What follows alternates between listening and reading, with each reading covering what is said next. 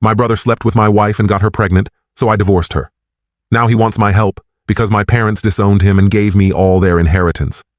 I, 35M, need to vent about the drama that's been unfolding in my family for the past few years. It's a long and complicated story, so bear with me. My brother Nathan, 33M, and I grew up in a small town in the Midwest. Our parents were hardworking middle-class folks. Dad was a high school teacher and Mom ran a small bakery. We weren't rich, but we never wanted for anything important. Nathan and I shared a room in our modest 3-bedroom house, and for the most part, we got along well as kids. I have fond memories of us playing in the creek behind our house, catching frogs and building makeshift dams. We'd spend hours in our treehouse, reading comics and planning imaginary adventures. Nathan was always the more outgoing one, making friends easily and charming adults with his quick wit. I was quieter, more introspective, but Nathan always made sure I was included in games and activities with the neighborhood kids. Things started to change when we hit our teenage years. I remember the summer before I started high school. Nathan was 13, and he started hanging out with a group of older kids from the next town over. At first, it seemed harmless enough. They'd ride bikes around town, hang out at the abandoned quarry, typical teenage stuff. But then Nathan started coming home late, sometimes smelling of cigarettes or alcohol. Our parents tried to rein him in, but Nathan became increasingly rebellious. He'd talk back, slam doors, and sneak out at night. I'd lie awake in our shared room, waiting for him to climb back through the window, worried he'd get caught or hurt. Meanwhile, I threw myself into my studies and extracurricular activities. I joined the debate team and the math club, determined to get into a good college and make something of myself. Nathan would tease me, calling me a nerd and a teacher's pet, but I could sense an undercurrent of resentment in his words. Our parents always tried to treat us equally, but as Nathan's behavior worsened, they couldn't help but compare us. They'd praise my good grades and responsible behavior, often in contrast to Nathan's latest escapade. I could see how this widened the rift between us, but I didn't know how to fix it. By the time I graduated high school, Nathan and I were like strangers living in the same house. I left for college with a mixture of excitement and guilt, leaving my parents to deal with Nathan's increasingly erratic behavior. I thrived in college, studying engineering and making new friends who shared my interests. It was during my sophomore year that I met Rebecca. We were paired up for a project in our Introduction to Ethics class. She was pre-law, brilliant, and beautiful. We started dating a few months later, and I felt like I'd found my other half. Nathan, meanwhile, had dropped out of community college after a single semester. He moved back home, much to our parents' dismay, and cycled through a series of dead-end jobs. He'd work for a few weeks or months, then quit or get fired, usually over some petty disagreement with a boss or coworker. Despite his lack of direction, Nathan maintained this sense of entitlement when it came to our family's finances. Our grandparents had left our parents a modest inheritance when they passed away, which our parents had invested wisely over the years. It wasn't a fortune by any means, but it was enough to give them a comfortable retirement. Nathan would often brag about how he was going to get the lion's share of the inheritance because he was the fun son who actually spent time with our parents.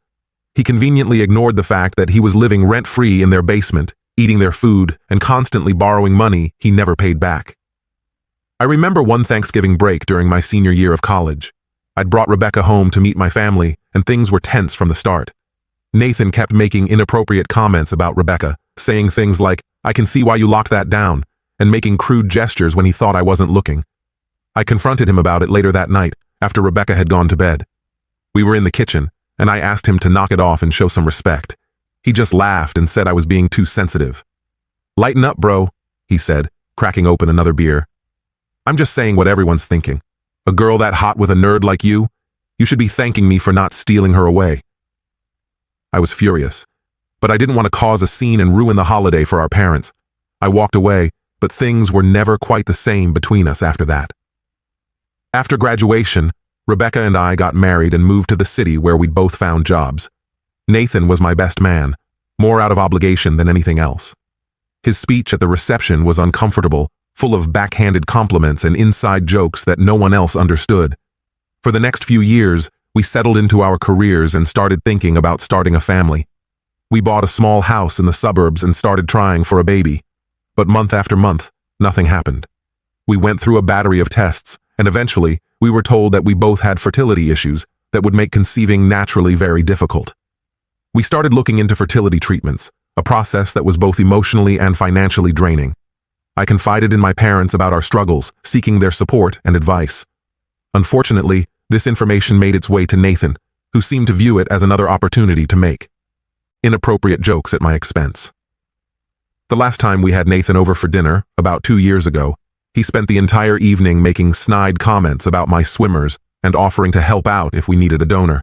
Rebecca was visibly uncomfortable, and I was seething with anger. After he left, Rebecca broke down in tears, saying she couldn't handle being around him anymore. I agreed, and we decided to limit our interactions with Nathan as much as possible. We still saw him at family gatherings, but we kept our distance and tried to avoid one-on-one conversations. Then came the day that changed everything. I had taken a half-day off work for a doctor's appointment, but it got canceled at the last minute. I decided to head home early, thinking I might surprise Rebecca with lunch. As I pulled into our driveway, I saw Nathan's beat-up Camaro parked on the street. I thought maybe he'd stopped by to apologize for his behavior or to borrow money again, but when I walked into our bedroom, I found them in bed together. The next few hours were a blur. There was shouting, crying, accusations flying back and forth. Rebecca tried to explain, saying it had only happened a few times, that she was lonely and stressed about the fertility treatments. Nathan just stood there with this smug look on his face, like he'd finally won some long-standing competition between us.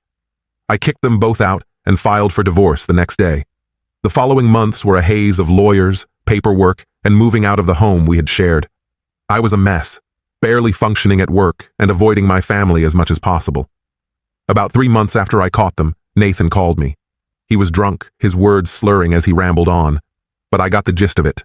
Rebecca was pregnant, and he was pretty sure it was his. He had the audacity to ask me if I would be cool about it, since Rebecca and I had wanted a baby so badly. I hung up on him and blocked his number. I also blocked Rebecca and changed my email address. I couldn't deal with either of them anymore. When my parents found out what happened, they were horrified. They tried to mediate at first, saying that family was important and we should try to work things out, but I was done. I told them I didn't want to hear anything about Nathan or Rebecca ever again. For the past 1.5 years, I've been focusing on rebuilding my life. I threw myself into work, got a promotion, and even started dating again recently. I thought I was finally moving on from all the drama. But last week I got a call from a number I didn't recognize. It was Nathan. He was sobbing, barely coherent. From what I could gather, our parents had finally had enough of his behavior. They had told him they were cutting him out of their will and leaving everything to me.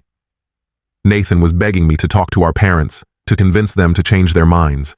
He said he was struggling to support Rebecca and the baby. Apparently, it was his after all, and he needed the money. I told him I wasn't getting involved and hung up, but now I'm conflicted. On one hand, I don't owe Nathan or Rebecca anything after what they did to me. On the other hand, there's an innocent child involved now. I don't know what to do. Part of me wants to tell Nathan to figure it out himself, but another part feels guilty about the whole situation. Am I wrong for not wanting to help? Should I talk to my parents about this? I'm lost and could use some outside perspective. Update 1. It's been about a month since my last post, and a lot has happened. I want to thank everyone who took the time to read my story and offer advice. Your insights really helped me gain some perspective on this messy situation. After much deliberation, I decided not to get involved with Nathan's inheritance drama. Many of you pointed out that it wasn't my responsibility to fix his mistakes. And I agree. I've worked hard to rebuild my life after what he and Rebecca did, and I don't want to risk getting pulled back into their chaos. However, I did decide to reach out to my parents. Not to advocate for Nathan, but to get their side of the story and make sure they were okay. We met for dinner at a neutral location, a small Italian restaurant where we used to celebrate special occasions when Nathan and I were kids. It was intense, to say the least. My parents looked tired and older than I remembered. Mom's hair had more gray in it, and Dad's face seemed etched with new worry lines. They told me that Nathan's behavior had gotten worse over the past year. He'd been coming around asking for money constantly, sometimes showing up drunk or high. He'd scream at them when they refused, calling them terrible parents and threatening to keep them from seeing their grandchild. They recounted an incident from a few months ago that really shook them. Nathan had shown up at the bakery during the lunch rush, clearly intoxicated. He started yelling at Mom, demanding money, and causing a scene in front of customers. When Dad tried to intervene, Nathan shoved him, nearly knocking him over. It was only when another customer threatened to call the police that Nathan finally left. The final straw came when Nathan tried to forge our dad's signature on a check. He was caught trying to cash it at the local bank. The teller recognized Dad's signature from years of doing business there and called to verify. Instead of apologizing when confronted, Nathan flew into a rage and trashed their living room, breaking the antique clock that had been in the family for generations and tearing up old photo albums. That's when they decided to change their will. They said it wasn't about punishing Nathan, but about protecting themselves and their assets. They were worried that if something happened to them, Nathan would blow through the money in no time, leaving nothing for his child. I was shocked. I knew Nathan had issues, but I never thought he'd go that far. My parents were in tears as they told me all this, saying they felt like failures for not being able to help him. Mom kept saying she didn't know where they went wrong, that they had tried to raise us both with the same values. I assured them that they weren't failures. They had done their best, but Nathan was an adult who made his own choices. We talked for hours, catching up on everything that had happened in the time we'd been distant. It felt good to reconnect with them, even if the circumstances were less than ideal. They told me about the baby, my niece, I guess. Her name is Lily, and she's about 6 months old now. They've only seen her a handful of times, as Nathan uses access to her as a bargaining chip. It breaks their hearts, they said, to be kept from their only grandchild. As for Nathan, he didn't take my refusal to help well. He's been bombarding me with calls and texts from different numbers, alternating between begging for help and hurling insults. One minute he's saying he's sorry for everything and that he needs his big brother. The next, he's cursing me out and saying I was always mom and dad's favorite. I've blocked each new number as it comes up, but it's emotionally draining to keep dealing with his mood swings. Rebecca reached out too, sending a long email apologizing for everything and asking if we could talk. She said she regretted what happened and wished she could take it all back. She wrote about how hard it's been being a single mom, apparently Nathan isn't much help, and how she often thinks about the life we could have had together. I didn't respond.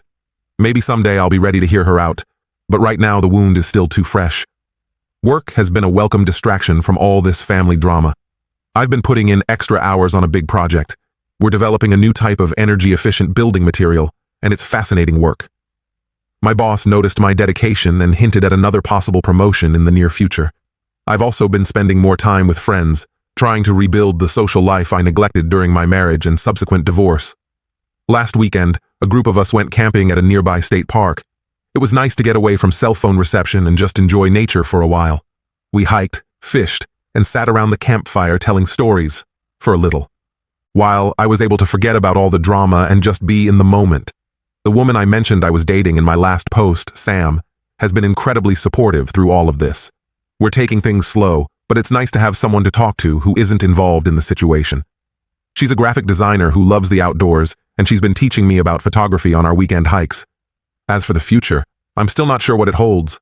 My parents have made it clear that they don't expect me to have a relationship with Nathan if I don't want to. They've promised to respect my boundaries and not try to force a reconciliation.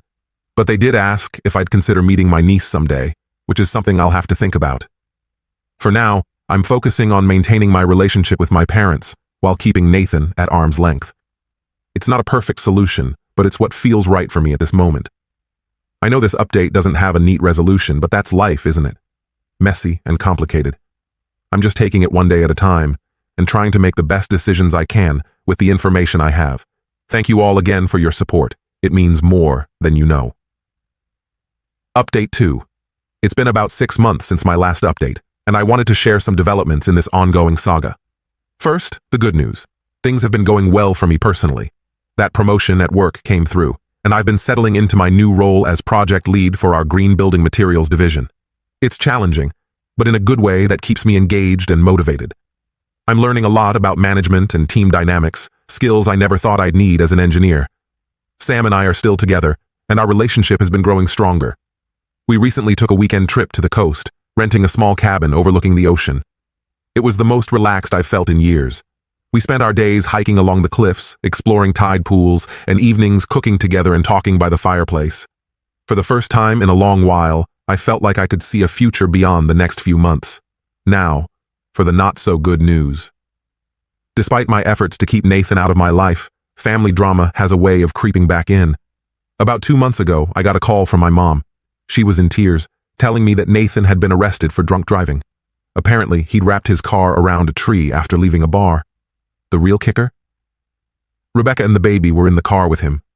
By some miracle, no one was seriously hurt. Rebecca had a broken arm, and the baby, my niece Lily, was thankfully unharmed thanks to her car seat. But Nathan was facing some serious charges, including child endangerment. I was shocked. As angry as I was with Nathan, I never thought he'd do something so recklessly stupid, especially with his own child in the car. My parents were beside themselves, torn between worry for Nathan and anger at his actions. Against my better judgment, I agreed to go with them to Nathan's arraignment. Walking into that courtroom was surreal. The last time I'd been in a courtroom was for my divorce proceedings, and now here I was, watching my brother shuffle in wearing an orange jumpsuit and handcuffs. Nathan looked awful. He'd lost weight, his eyes were bloodshot, and he had a nasty cut on his forehead from the accident. When he saw us in the gallery, he burst into tears. It was hard to reconcile this broken man with the charming, confident brother I grew up with. Rebecca was there too, her arm in a cast and dark circles under her eyes. She tried to approach me after the hearing, but I just couldn't bring myself to talk to her.